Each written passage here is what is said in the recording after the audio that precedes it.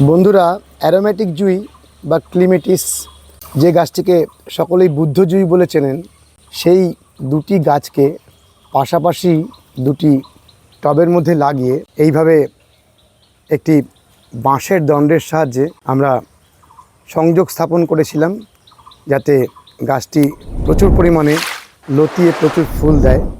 যথারীতি গাছটি ঝাঁকড়া হয়েছে। বাঁশের মাচার মধ্যে কি পরিমাণে ঝাঁকড়া হয়ে অসাধারণ ফুল এসেছে। প্রথমবার ফুল আসলো ঝাঁকা তৈরির পরে, এবং আমাদের আশা দিনের পর দিন এই ফুলের পরিমাণটি বাড়বে। খুব ভালো একটি সুগন্ধি লতা এবং প্রচুর পরিমাণে ফুল দেয়।